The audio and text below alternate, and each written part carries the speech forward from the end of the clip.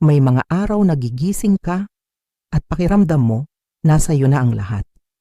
Yung tipong pagkatapos ng walang katapusang pagod at puyat, sa wakas ay makikita mo na ang bunga ng lahat ng iyong pinaghirapan. Ganun ang naramdaman ko kaninang umaga. Pero sa isang iglap, isang salita lang mula sa sarili mong ina, guguho ang lahat. Nakatayo ako sa gitna ng lobby ng hotel namin. Ang aming pamilya Sierra Lodge. Bawat sulok nito, bawat piraso ng muwebles, bawat halaman sa paso, ako ang pumili. Ako ang nagdisenyo, galing sa sarili kong dugo, pawis at luha. Nilapitan ko si Mama, na abala sa pag-aayos ng mga bulaklak. Ang ngiti ko, abot hanggang tenga. Handa ko nang ibalita sa kanya ang magandang resulta ng benta natin para sa quarter na ito. Pero bago pa man ako makapagsalita, nagsalita siya nang hindi man lang tumitingin sa akin.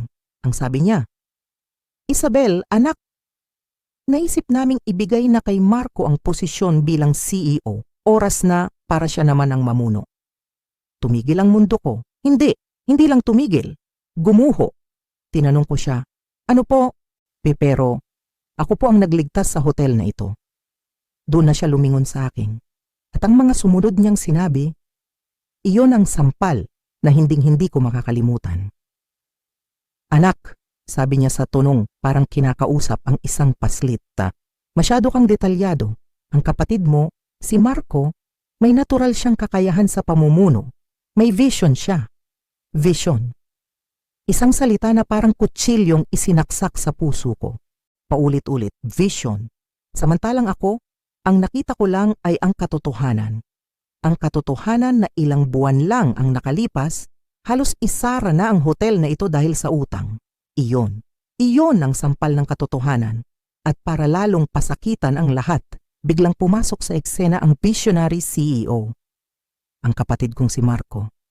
Naglalakad siya na parang pag-aari niya ang mundo. Nakapamulsa. May mayabang na ngiti sa kanyang mga labi. Yung ngiti na nagsasabing, "Panalo ako, talo ka." Yung ngiti na paboritong-paborito ni na Mama at Papa mula pa noong mga bata kami. Lumapit siya sa akin, tinapik ako sa balikat na parang aso at sinabing, "Ciao ate, wag mo nang personalin ha. Kailangan may mag-asikaso ng mga maliliit na bagay dito." Habang ako, nakafocus sa mas malaking plano, mga maliliit na bagay. Ang pagod ko araw at gabi, ang pakikipag-usap sa mga supplier, ang pag-train sa mga staff, ang pag-ahon sa negosyong ito mula sa pagkalugi. Lahat ng iyon para sa kanya ay maliliit na bagay lang. Walang hiya. Sa isang iglap, lahat ng sakit at galit ay gustong kumawala mula sa dibdib ko. Gusto kong sumigaw. Gusto kong isumbat sa kanila ang lahat. Gusto kong ipamukha sa kanila ang kawalan nila ng utang na loob. Pero hindi ko ginawa.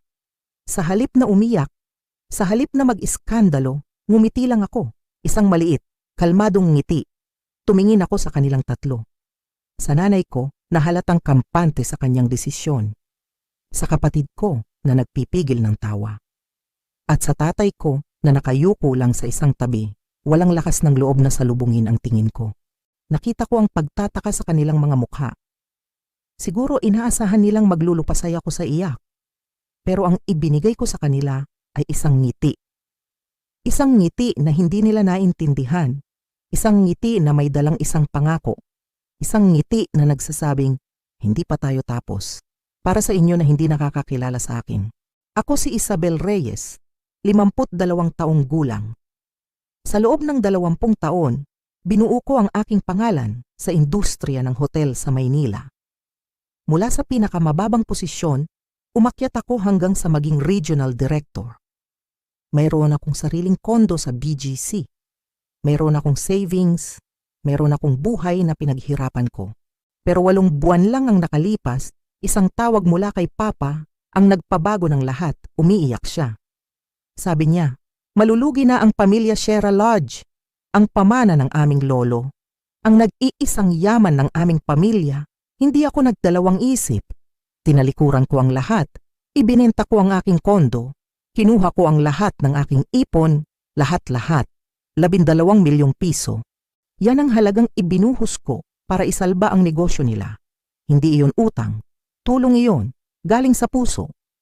Galing sa isang anak na ayaw makitang masira ang pinaghihirapan ng kanyang mga ninuno. Mula sa isang ate na umaasang sa pagkakataong ito, makikita na rin sa wakas ng pamilya niya ang kanyang halaga. At ngayon, pagkatapos ng lahat ng sakripisyong iyon, ito ang igaganti nila sa akin. Itatapon na parang basura. Ngumiti ako ulit sa kanila bago ako tumalikod. Isang ngiting puno ng lihim. Dahil may isang bagay, isang napakahalagang bagay na hindi nila alam. Hindi nila alam na ang babaeng tinawag nilang masyadong detalyado ay ang babaeng nakakita sa bawat butas ng kanilang pagkalugi. Hindi nila alam na ang babaeng binaliwala nila ay ang babaeng may hawak ng lahat ng koneksyon sa industriyang ito. At higit sa lahat, hindi nila alam na ang 12 milyong pisong ginamit ko para isalba sila ay maliit na halaga lang kumpara sa kaya kong gawin para sa aking sarili. Narinig ko ang mahinang tawa ni Marco habang papalayo ako. Sige lang, magsaya ka ngayon dahil hindi mo alam, kapatid, na ang resibo ng karma ay hawak ko na. At malapit ko na itong isampal sa inyong lahat. Kung naranasan mo nang maramdamang parang estranghero ka sa sarili mong tahanan, paki-like at share ang video na ito.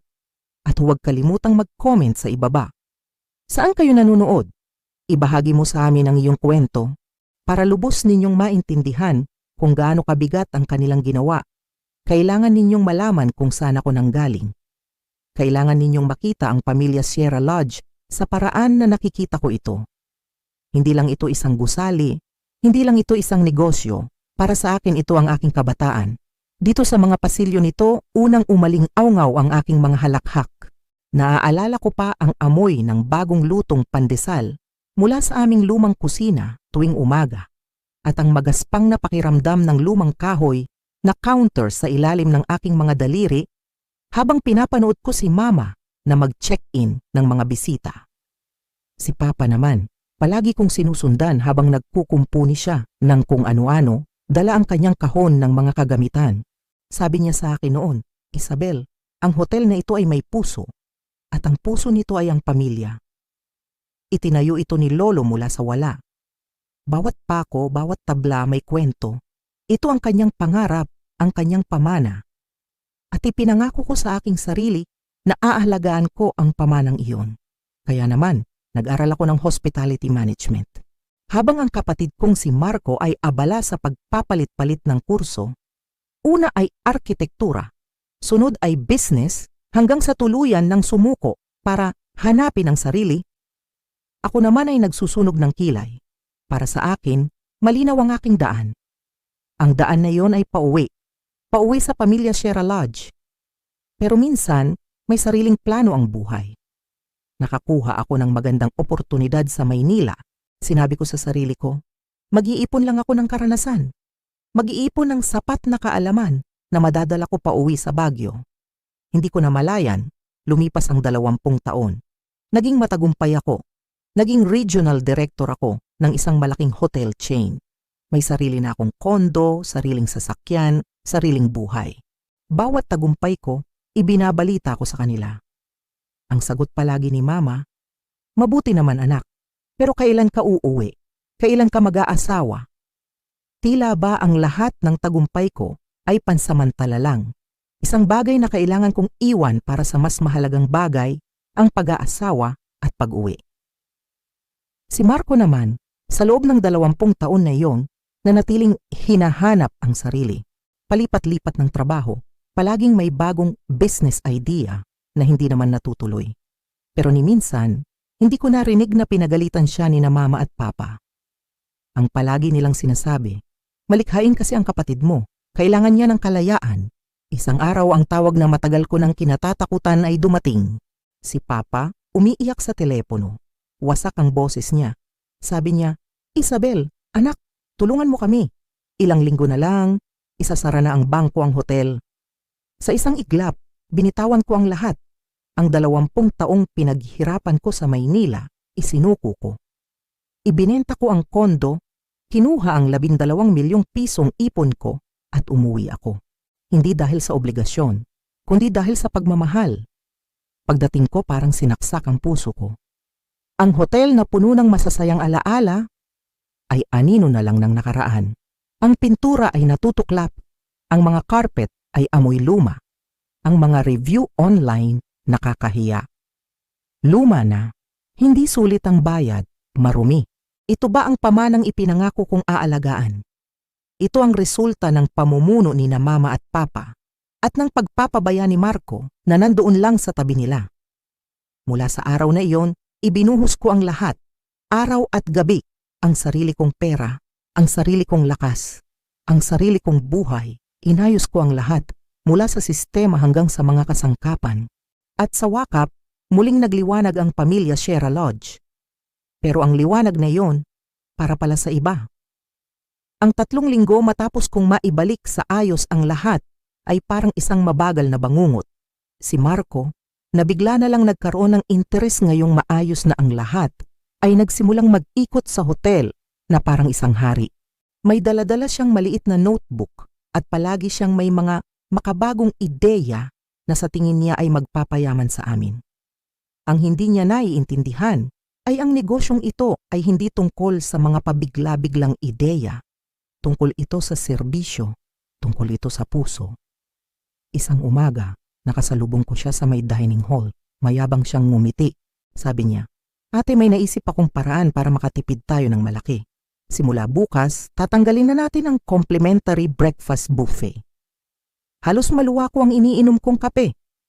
Ang aming breakfast buffet, lalo na ang Baguio Longganisa at ang unlimited na kapeng barako, ay isa sa mga dahilan kung bakit binabalik-balikan kami ng mga bisita. Sinubukan kong ipaliwanag sa kanya. Ipinakita ko pa ang mga datos mula sa feedback forms ng mga customer. Pero tinawanan niya lang ako. "Ate, mga numero lang yan. Kailangan nating maging praktikal. Hindi tayo pwedeng mamigay na lang ng pagkain. Praktikal. Yan ang tawag niya sa pagtanggal sa isa sa mga pinakamalaking asset namin." Sa loob-loob ko gusto ko nang sumabog. Pero pinigilan ko ang sarili ko.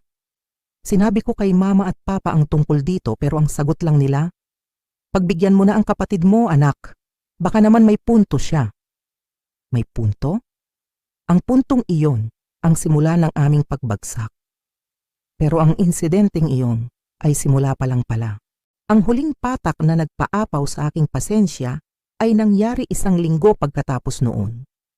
Papasok ako sa hotel nang makita ko si Ate Lydia, ang aming head of housekeeping na 15 taon nang naninilbihan sa amin na umiiyak sa isang sulok. Si Ate Lydia ay hindi lang empleyado. Parte na siya ng pamilya. Siya ang nag-alaga sa akin noong bata ako. Ang kanyang katapatan ay walang kapantay. Nilapitan ko siya at tinanong kung anong problema. Sa gitna ng kanyang mga hikbi, sinabi niyang sinisante siya ni Marco. Ang dahilan, hindi raw siya flexible. May ginawa kasing bagong schedule si Marco na halos imposible para sa mga staff. Pinagrereklamo niya ang mga pag-absent ni Ate Lydia na ang totoo ay mga araw na kailangan niyang alagaan ang kanyang may sakit na asawa. Isang bagay na alam ng buong pamilya. Lumabas ako ng hotel na iyon na may bigat sa aking dibdib. Ang bawat hakbang papalayo ay parang paghakbang palayo sa aking sariling pagkatao. Nagmaneho ako nang walang patutunguhan. Ang mga luhang kanina ko pa pinipigilan ay tuluyan ng bumuhos. Ang Baguio, na dati paraiso sa aking mga mata, ay naging isang malaking kulungan ng aking mga kabiguan. Paikot-ikot lang ako hanggang sa napadpad ako sa isang pamilyar na daan. At doon, sa gilid ng kalsada, nakita ko ito. Isang luma at kupas na karatula. Nakasulat dito, "For sale." Nasa harapan ito ng luma at abandonadong Riverside Lodge. Ang Riverside Lodge, ito ang dati naming pinakamalaking kakompetensya. Mas maganda ang lokasyon nito, mas malapit sa mga tanawin at may mas malaking espasyo. Ngunit dahil sa maling pamamahala, nalugi ito at isinara ilang taon na ang nakalipas. Bigla akong lumiko at ipinarada ang sasakyan sa bakanteng lote nito. Pinatay ko ang makina. Sa gitna ng katahimikan, tinitigan ko ang gusaling unti-unti ng nilalamo ng kalikasan. Basag ang ilang bintana, mataas na ang mga damo. Mukha itong malungkot at abandonado. katulad ko. Pero habang tinititigan ko ito, may ibang nagsimulang mabuo sa aking isipan. Sa likod ng mga sirang bintana, nakikita ko ang mga bagong kwarto na may tanawin ng ilog. Sa matataas na damo, naiisip ko ang isang magandang hardin kung saan pwedeng magkape ang mga bisita. Sa likod ng kupas na pintura, nakikita ko ang isang bagong buhay.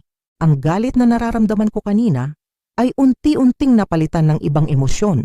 Isang bagay na matagal ko nang hindi naramdaman. Pag-asa.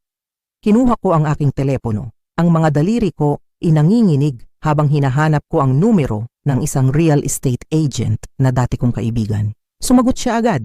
Tinanong ko siya tungkol sa Riverside Lodge. Sabi niya, matagal na raw itong ibinebenta at desperado na ang mga may-ari. Mura. Sobrang mura. Sa isip ko, kinwenta ko ang natitira sa aking mga ipon at ang halaga na maaari kong mautang sa bangko dahil sa aking magandang credit history. Sapat. Higit pa sa sapat. Kailan ko pwedeng makita? Tanong ko sa kanya. Bukas na bukas din, Isabel, sagot niya. Pagkatapos ng tawag na yon, umupo lang ako sa loob ng kotse ng halos 1 oras pa. Nakatitig sa gusaling iyon. Hindi na ito isang simbolo ng kabiguan. Ito na ngayon ang simbolo ng aking kalayaan. Dito, ako ang masusunod. Dito ang bawat desisyon ay magmumula sa akin. Dito ang bawat tagumpay ay magiging akin. Hindi ko na kailangang maghintay ng permiso. Hindi ko na kailangang magmakaawa para sa pagkilala. Natawa ako mag-isa. Isang tawang mapait pero puno ng determinasyon. Sila ang pumili ng landas nila. Ngayon, pipiliin ko naman ang sa akin. Hindi ito paghihiganti. Hindi. Ito ay pag-ahon. Pag-ahon mula sa mga guho na sila mismo ang gumawa. Pauwi, hindi na ako umiiyak. May ngiti na sa aking mga labi. Sa unang pagkakataon sa loob ng maraming buwan, pakiramdam ko ay humihinga akong muli. Ang bigat sa aking dibdib ay nawala. Napalitan ito ng apoy. Isang apoy na handang magliyab at silawin silang lahat. Hindi na ako ang Isabel na nagmamakaawa. Simula sa araw na iyon, ako na ang Isabel na lalaban. Ang mga sumunod na buwan ay parang isang ipo-ipo habang si Marco ay abala sa pag-oorganisa ng mga party sa Pamilya Sierra Lodge at pag-post sa social media tungkol sa kanyang pagiging batang CEO, ako naman ay abala sa alikabok, semento at mga plano. Ibinuhos ko ang bawat sentimo ng aking pera at bawat onsa ng aking lakas sa pagbabago ng Riverside Lodge. Hindi ito madali. May mga araw na parang gusto ko nang sumuko. May mga gabing hindi ako makatulog sa pag-aalala.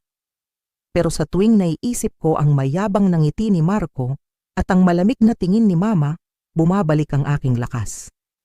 Ang bawat pako na ipinupukpok, ang bawat galon ng pintura na ipinapahid ay simbolo ng aking pagbangon. Pinangalanan ko itong The Summit. Medyo halata, pero gusto kong malaman ng lahat kung ano ang aking layunin. Ang marating ang tuktok.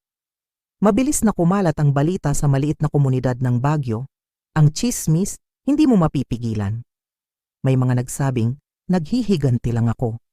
May mga nagsabing sinisiraan ko ang sarili kong pamilya. Lalo na ang mga kaibigan ni na Mama at Papa, ang mga amiga niya, na bigla na lang hindi na ako niyayayang magkape. Masakit, oo. Pero hindi ko sila pinansin. Dahil sa bawat isang tsismoso, may 2 taong tahimik na sumusuporta. Ang mga dati naming supplier sa Pamilya Sierra na inabuso ni Marco ay lumipat sa akin. Nag-alok sila ng mas magandang presyo at mas mahabang termino ng pagbabayad. At ang pinakamasarap sa lahat ay ang pagdating ni na Ate Lydia at ng 2 pa sa pinakamatagal na naming staff. Isang araw nagulat na lang ako nang makita ko sila sa construction site, nag-aalok ng kanilang tulong. Ma'am Isabel, sabi ni Ate Lydia, habang may luha sa kanyang mga mata. Kung nasaan po kayo, doon kami. Kayo po ang tunay na boss namin. Sa mga sandaling iyon, naramdaman kong hindi ako nag-iisa. Sila ang naging unang pundasyon ng aking bagong pamilya. Samantala, ang Pamilya Sierra Lodge ay unti-unting bumabagsak. Nakakarating sa akin ang mga balita. Ang mga bisita ay nagrereklamo tungkol sa maruming kwarto. Ang mga staff ay hindi masaya. Ang dating 5 star na rating nila online ay naging 3 star na lang. Narinig ko pa na kinailangan nilang magbaba ng presyo para lang mapuno ang mga kwarto nila. Hindi ko ikinatuwa ang kanilang pagbagsak. Sa totoo lang, nalungkot ako. Nalungkot ako para sa pamanang sinira nila. Sinubukan nina mama at papa na kausapin ako. Mga tawag sa telepono na puno ng guilt tripping. Paano mo ito nagagawa sa pamilya mo, Isabel? Tanong ni mama. Sinusubukan mong sirain ang kapatid mo. Ang sagot ko lang palagi ay isang kalmadong, hindi po ma. Gumagawa lang po ako ng sarili kong buhay. Pagkatapos ng 6 na buwang walang tigil na trabaho, handa na ang The Summit. Ang luma at abandonadong gusali ay isa ng hiyas. Moderno ang disenyo pero may puso. Bawat detalye ay pinag-isipan. Bawat empleyado ay masaya at inspirado. Ito ang pangarap kong hotel, ang pangarap na ipinagkait nila sa akin. Nagpadala ako ng imbitasyon para sa aming grand opening at sinigurado kong nasa unahan ng listahan ng Pamilya Reyes. Oras na para makita nila kung ano ang kanilang binaliwala. Ang gabi ng grand opening ng The Summit ay isang gabing hinding-hindi ko makakalimutan. Ang hangin ay malamig, tipikal na gabi sa Baguio, pero ang loob ng hotel ay puno ng init at sigla, puno ang lobby. Mga maimpluwensyang tao mula sa lokal na pamahalaan, mga kilalang negosyante at mga taga-media. Ang bulungan ng mga papuri ay parang musika sa aking pandinig. Lahat sila ay namangha sa pagbabago. Hindi ka panipaniwala, sabi ng isa. Para kang nasa ibang bansa, sabi naman ng isa pa. Nakatayo ako malapit sa entrance, suot ang isang simpleng itim na bestida at tinatanggap ang bawat bisita na may ngiti. Sa wakas, dumating sila. Si Papa, si Mama at si Marco. Pumasok sila na parang sila ang may-ari ng lugar. Pero sa isang iglap, natigilan sila. Nakita ko ang pagbabago sa kanilang mga mukha habang nililibot nila ng tingin ang paligid. Ang mga mata ni Papa ay nanlaki sa pagkamangha. Si Mama naman, pilit na ngumingiti, pero hindi maitago ang pagkailang sa kanyang mukha. At si Marco, nakita ko ang galit.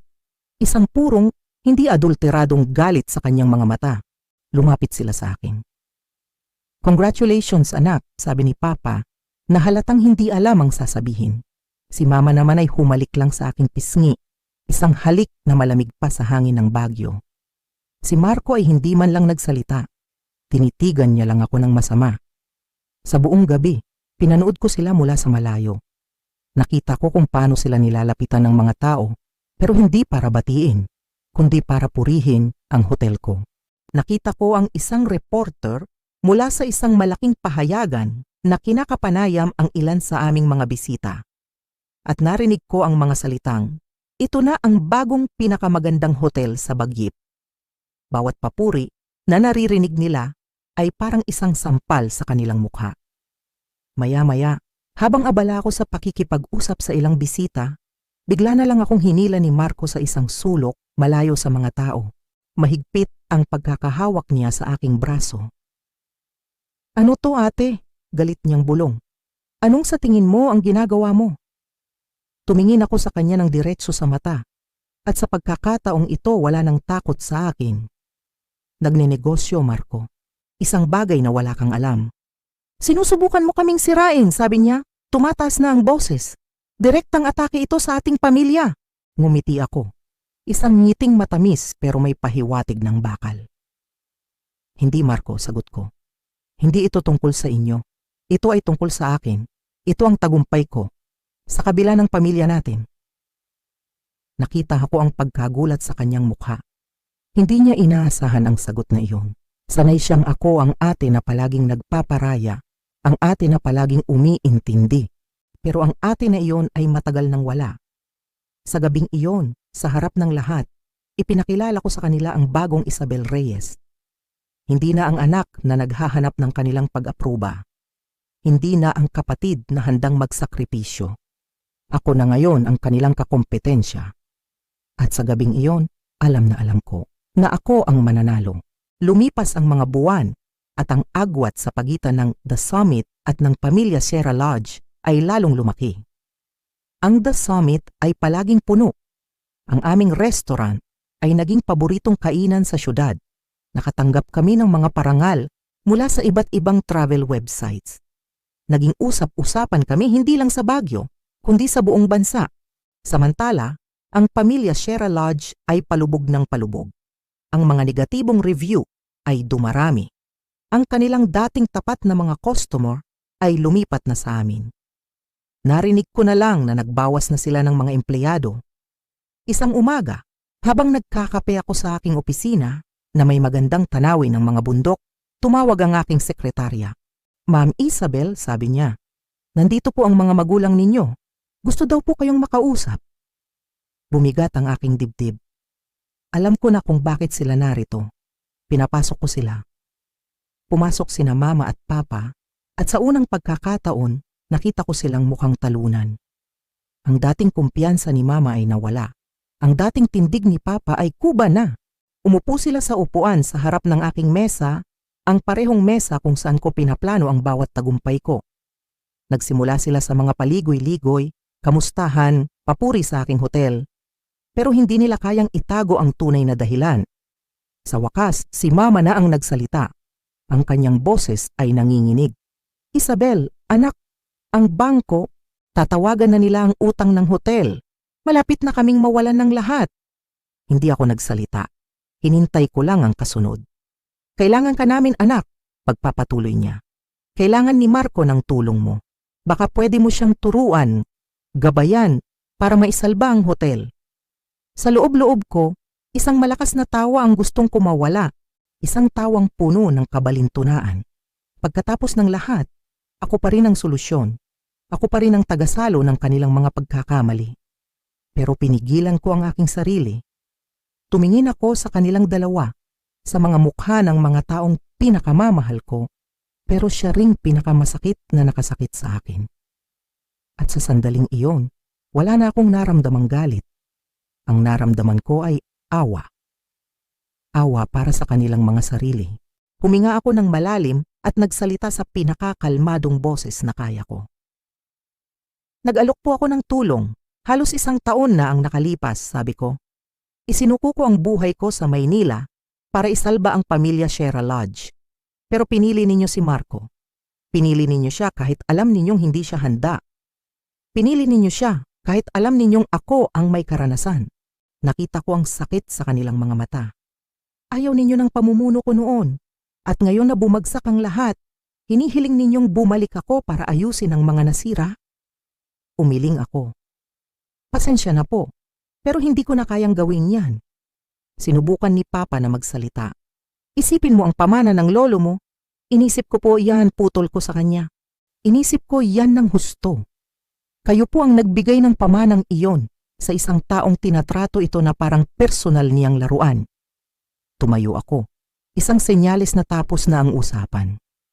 "Bibigyan ko kayo ng payo kung gusto ninyo. Maaari akong magrekomenda ng mga tao. Pero hindi ako babalik para linisin ang gulo na ginawa ni Marco. Hindi ko na yan responsibilidad." Lumabas sila ng aking opisina ng walang imik, walang galit, walang pakiusap. Tanging ang mabigat na katahimikan ng isang katotohanang hindi na nila matatakasan. Sa araw na iyon, isang malaking tinik ang nabunot sa aking puso. Ang pagtanggi sa kanila ay hindi pagiging masama. Ito ay pagpili sa aking sarili. Ang taunang Philippine Hospitality Awards ay ang pinakamalaking gabi sa aming industriya. Dito kinikilala ang mga pinakamagagaling sa bansa. Noong nagtatrabaho pa ako sa Maynila, pangarap kong makatanggap ng tropeyo mula sa entabladong iyon. Ngayong taon, ang pangarap na iyon ay malapit ng matupad. Ang The Summit ay nominado para sa kategoryang Best New Boutique Hotel. Nakarating ako sa venue kasama ang aking team, ang aking bagong pamilya. Lahat kami ay nakabihis ng maganda. Ang aming mga ngiti ay abot hanggang tenga. Ang excitement sa loob ng ballroom ay ramdam na ramdam. Habang papunta kami sa aming mesa, natigilan ako. Sa isang mesa sa may likuran, nakaupo sina mama at papa. Hindi sila imbitado. Pero naroon sila. Siguro umaasa pa rin sila. Siguro sanay silang bawat taon ay naroon sila para suportahan ang pamilya Sierra Lodge. Ngayong taon, wala man lang nominasyon ang hotel nila. Nagtama ang aming mga mata. Walang nagsalita. Isang tangulang mula sa akin at isang pilit ng ngiti mula sa kanila. Nagsimula na ang programa. Bawat kategorya ay tinawag hanggang sa dumating na ang sa amin. And the award for Best New Boutique Hotel goes to... Ang ilang segundong iyon ay parang isang kawalang hanggan. Narinig ko ang pagtibok ng aking puso. The Summit, Baguio City, naghiyawan ng aking team. Niyakap nila ako, hindi ko maipaliwanag ang saya. Habang naglalakad ako papunta sa entablado, napatingin ulit ako sa direksyon ni na Mama at Papa. Nakita ko si Mama na pinupunasan ng kanyang mga mata. Si Papa naman, nakatingin lang sa akin. Ang kanyang mukha ay puno ng emosyon na hindi ko mabasa. Pagtanggap, pagsisisi, pagmamalaki.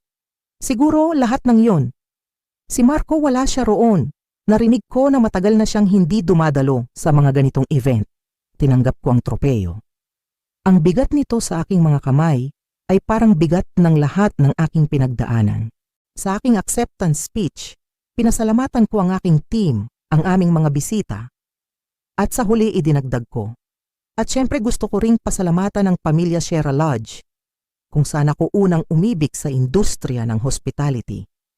Naramdaman ko ang biglang pagbabago ng hangin sa buong ballroom, isang banayad na sampal. Pero isang sampal na kailangan. Pagkatapos ng awards night, lalong sumikat ang The Summit. Pero ang tunay na hatol ay dumating makalipas ang ilang linggo. Isang sikat na travel magazine ang naglabas ng kanilang taunang Best of the Philippines issue. Sa pabalat, ang larawan ng The Summit. Sa loob isang buong artikulo na pinupuri ang aming innovative design, world-class service, and authentic Filipino heart. At sa kasunod na pahina, may isa pang artikulo. Ang pamagat, The Decline of Traditional Hotels, a Case Study. At ang pangunahing halimbawa nila ay ang pamilya Sierra Lodge. Detalyado sa artikulo ang kanilang mga pagkakamali, ang kanilang pagbagsak. Walang binanggit na pangalan, pero lahat sa Baguio, alam kung sino ang tinutukoy nila. Pagkatapos mailabas ang magazine na yon, tumahimik na ang lahat ng chismis. Walang nang nagsabing naghihiganti ako. Dahil ang katotohanan ay nakalathala na. Hindi ko sila sinira. Sila ang sumira sa kanilang sarili. Ang hatol ay hindi nanggaling sa akin, nanggaling ito sa publiko. At iyon ang pinakamasakit na uri ng hatol. Ang tagumpay ay may kakaibang epekto. Noong una, ang bawat panalo ko ay may kasamang pait. May isang bahagi sa akin na gustong ipamukha sa kanila ang kanilang pagkakamali. Pero habang tumatagal, ang pait na iyon ay nawawala. Napapalitan ito ng isang tahimik na kasiyahan. Ang aking kaligayahan ay hindi na nakadepende sa kanilang kabiguan. Ang aking tagumpay ay para na sa akin. Natuto akong magtakda ng mga hangganan.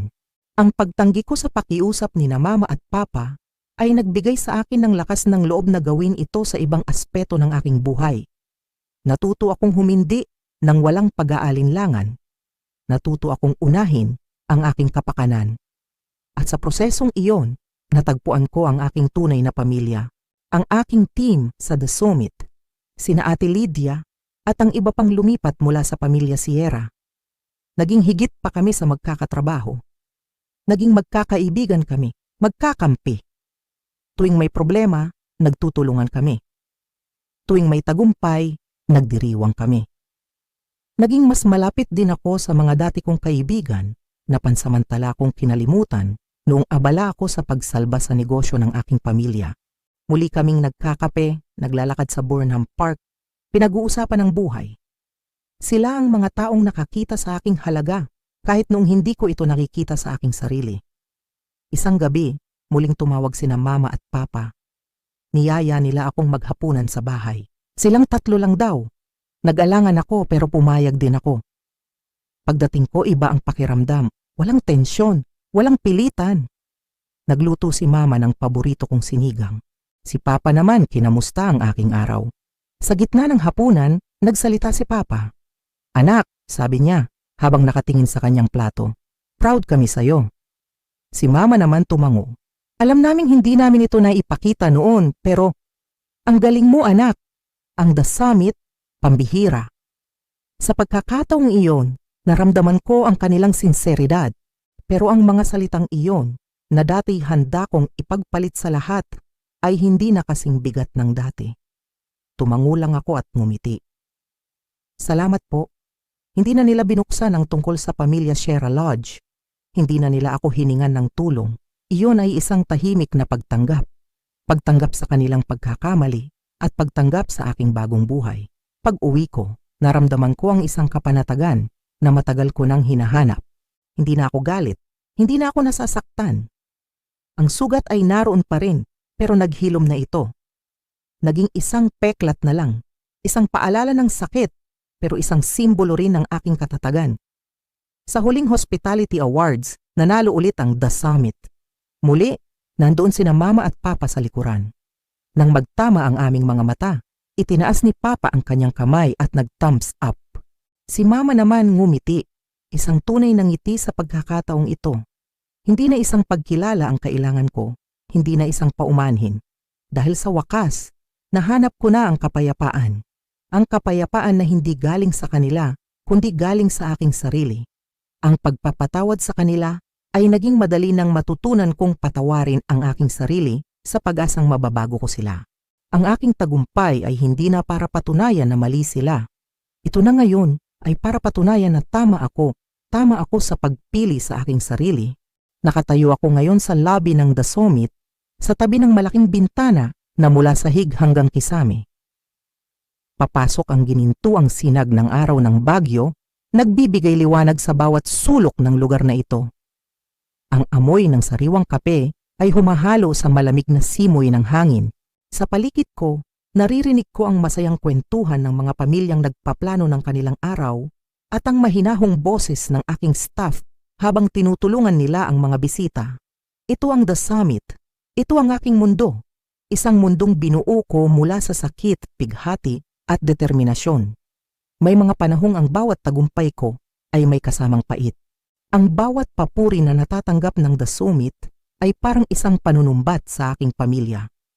Gusto kong ipamukha sa kanila, sa buong mundo, na nagkamali sila. Na ako ang tama. Pero habang pinagmamasdan ko ang lahat ng ito ngayon, ang mga ngiti sa mukha ng mga empleyado ko, ang kagalakan sa mga mata ng aming mga bisita, napagtanto ko na matagal nang nawala ang pait na iyon. Ang tagumpay ay hindi na tungkol sa pagpapatunay na mali sila. Ito ay tungkol sa pagpapatunay na tama ako. Tama ako sa pagpili sa aking sarili. Tama ako sa pagtitiwala sa aking kakayahan.